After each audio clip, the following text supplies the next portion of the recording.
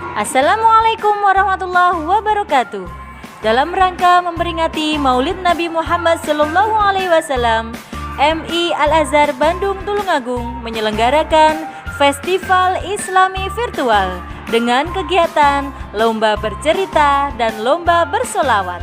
Ayo dukung peserta favorit kamu dengan cara like dan subscribe di channel YouTube MI Al-Azhar Bandung Tulungagung. Mari kita saksikan penampilan santriwan santriwati MI Al-Azhar Bandung Tulungagung.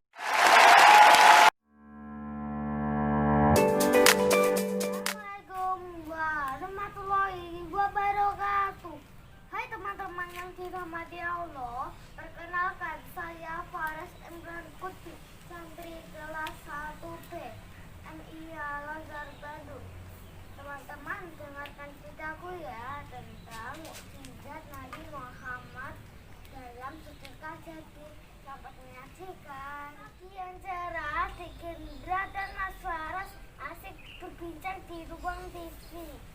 Asik ya Mas, kita dibelikan Bunda bakso rasa coklat. Yummy. Alhamdulillah deh, mulai kesukaan kita nih. Yuk kita makan. Ketika asik makan, tiba-tiba terdengar suara pintu pagar rumah teng teng teng teng teng. Lalu Mas Faras ke depan, ternyata tamu itu ibu pengaman yang sedang menggendong adik kecil. Assalamualaikum, mohon maaf ya adik. Waalaikumsalam, tunggu sebentar ya Bu. Lalu Mas Faras mengambil bakpao di atas meja. Ini ya Bu, bakpao masih hangat buat adik kecil. Makasih Dek, semoga adik menjadi sukses dan soleh. Amin. Assalamualaikum. Waalaikumsalam. Lalu adik Gendra menghampiri Mas Faras. Loh Mas, bakpaonya kok dikasihkan itu? Kan itu kan enak. Dek, kita harus saling berbagi mulai sekarang. Biar disayang Allah. Oh gitu ya Mas. Sekarang adik Gendra sambil mambak bakpao yuk mendengarkan cerita Mas tentang kisah Nabi Muhammad Sallallahu Alaihi Wasallam. Pasti menarik banget. Oh siap mendengarkan Mas. Pada zaman dahulu terjadi perang kondak antara umat Islam dan kafir Quraisy.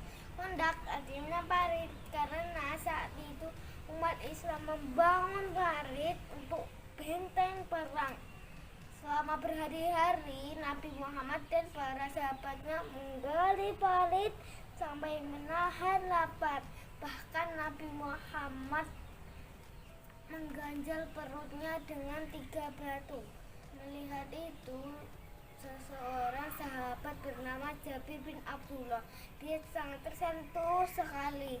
Jabir pun meminta izin kepada Nabi Muhammad untuk pulang menemui istrinya. Sesampai di rumah, Jabir berkata pada istrinya, "Wahai istriku, apakah ada makanan di rumah? Aku sedang melihat Nabi Muhammad dalam keadaan lapar."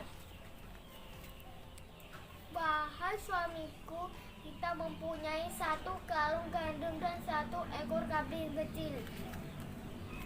Baiklah, aku akan menyembelih kambing dan kau memasak adonan roti."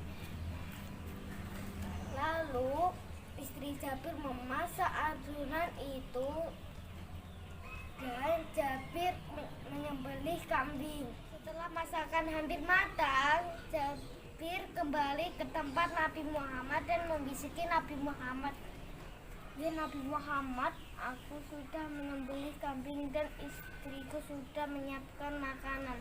Sudahkah Anda mau makan di rumah kami?" Lalu Nabi Muhammad berteriak di atas batu, "Wahai bekali parit, Jabir telah memasakkan untuk kalian semua. Marilah kita makan di rumah Jabir." Jabir pun kaget dan berkata kepada Nabi Muhammad, "Ya Nabi Muhammad, makanannya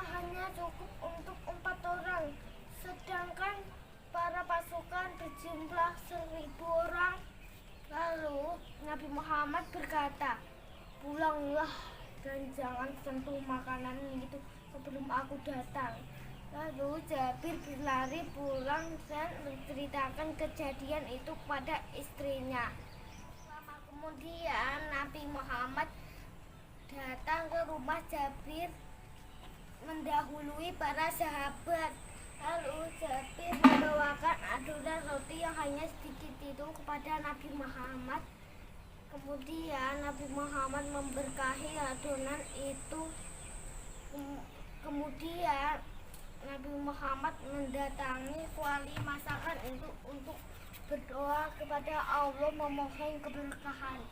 Dan Nabi Muhammad berkata kepada istri Jabir, "Panggillah tukang roti di seluruh Madinah untuk membantumu, dan jangan sekali-kali kau tuang kualimu. Isilah mangkok para tamu itu." Langsung dari kualinya, niscaya Allah Subhanahu wa Ta'ala akan mencukupi kami semua. 1.000 pasukan mulai berdatang ke rumah Jabir dan makan secara bergiliran. Sampai akhirnya para pasukan itu telah kenyang. Dan Nabi Muhammad menyampaikan Jabir untuk memanggil semua penduduk Madinah yang sedang kelaparan. Tak disangka setelah memberi makan semua penduduk Madinah, makanannya masih utuh. Lantas Jabir pun terheran-heran dan berkata kepada istrinya, "Wahai istriku, makanan yang kita buat ternyata masih utuh dan bisa kita makan bersama keluarga kita." "Betul suamiku, inilah berkah Allah Subhanahu wa Ta'ala dan umat Islam. Alhamdulillahirabbil alamin." Teman, itulah cerita singkat tentang Nabi Muhammad SAW. Dari cerita ini ada pelajaran bagi kita semua loh, bahwa membantu sesama tidak akan membuat kita miskin, dan melainkan Allah Subhanahu wa Ta'ala akan melipat gandakan rezeki kita. Dan Allah Subhanahu wa Ta'ala menunjukkan mukjizatnya yang diberikan kepada Nabi Muhammad SAW. Semoga kita semua menjadi umat Islam yang mendapatkan syafaat dari Nabi Muhammad di akhirat nanti. Amin. Cerita dari saya, Faras Imran Kutbi. Wassalamualaikum warahmatullahi wabarakatuh.